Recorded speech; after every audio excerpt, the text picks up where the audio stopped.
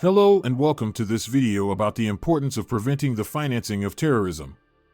The tragic terrorist attack in Paris in 2015 highlighted the devastating consequences of terrorism and the need for effective measures to prevent the financing of terrorism. In this video, we will explore the role of financial institutions in preventing the financing of terrorism, including the types of enhanced due diligence that should be conducted and the red flags to look out for. We will also discuss the failures that led to the Paris attacker obtaining a microfinance loan to purchase weapons and the necessary actions that financial institutions should take to avoid such incidents in the future. So sit back, relax, and let's get started. But before diving deep into our video, just make sure to subscribe to our channel so you will be updated with the new videos. It was a sunny day in Paris, France on a fateful November 2015. But the peace was shattered as news of a lone wolf attack spread through the city. The Paris terror attack in 2015 had far-reaching and devastating consequences. Some of the key results of the attack is that the attack claimed the lives of 130 innocent people and injured hundreds more. Many families were left grieving the loss of their loved ones. The attacker, armed with weapons, went on a killing spree in the heart of Paris, leaving the citizens in shock and terror. The attacker has been identified as a young man in his mid-20s who had no known links to any terrorist organization. The question on everyone's mind was, where did he get the funds to purchase the weapons used in the attack? The investigation has revealed that the attacker received the funds through a microfinance loan.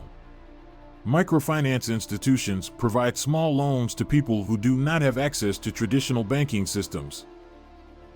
It is believed that the attacker took out a loan for his business, but used the funds to purchase weapons instead.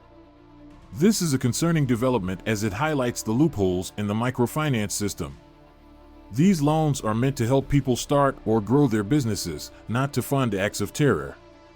This serves as a wake-up call for governments and microfinance institutions to tighten their systems and ensure that these loans are not being misused. One of the main failures was the lack of proper due diligence in the loan approval process. The financial institution failed to thoroughly assess the borrower's background and intended use of the loan funds. This enabled the attacker to obtain the loan for illegal purposes. Another issue was the lack of proper monitoring of loan disbursements and usage. The financial institution did not have adequate systems in place to track how the loan funds were being used, which allowed the attacker to use the funds for illegal purposes. To prevent similar incidents from happening in the future, financial institutions must take several necessary actions. First, background checks. Financial institutions should conduct thorough background checks on loan applicants, including criminal and terrorism-related checks, to ensure that they do not have any history of criminal or terrorist activities. Second, customer due diligence. Financial institutions should conduct customer due diligence to understand the customer's identity, business activities, and intended use of loan funds. This includes verifying the customer's identity and address, obtaining references, and reviewing any relevant financial statements. Third, monitoring and reporting. Financial institutions should have in place systems to monitor loan disbursements and usage to ensure that the funds are being used for the intended purposes. This includes regularly reviewing loan transactions and customer activity, and having proper reporting mechanisms in place to flag any suspicious or illegal activities. Fourth, risk assessments. Financial institutions should conduct risk assessments to identify and evaluate the potential risks associated with a loan applicant or transaction. This includes assessing the customer's country of origin, business sector, and the intended use of loan funds. Fifth, sanction screening. Financial institutions should screen loan applicants against lists of sanctioned individuals and entities to ensure that they are not providing financing to terrorists or other illegal organizations. These are just some of the types of enhanced due diligence that financial institutions should consider when providing microfinance loans. In addition to these measures, financial institutions should also be aware of red flags that may indicate potential illegal activities.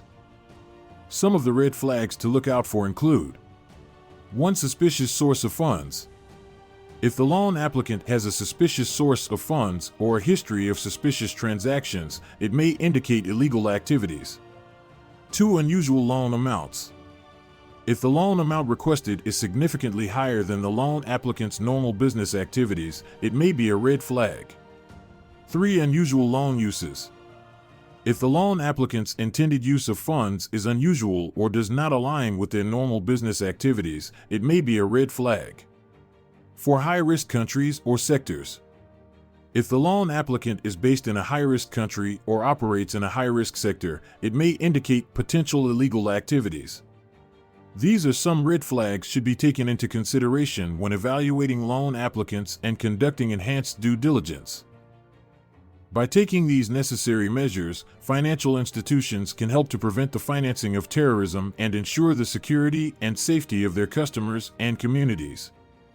In conclusion, the Paris terror attack in 2015 was a stark reminder of the importance of preventing the financing of terrorism. Financial institutions have a critical role to play in this effort and can do so by conducting enhanced due diligence when providing microfinance loans. By taking these necessary measures, financial institutions can help to prevent illegal activities, ensure the security and safety of their customers and communities, and contribute to a safer and more secure world. Thank you for watching, and we hope that this video has been informative and helpful in understanding the role of financial institutions in preventing the financing of terrorism. If you have any questions or comments, please leave them in the comments section below. Don't forget to like and subscribe to stay up to date with the latest financial news and AML analysis. Keep learning and stay competitive with us.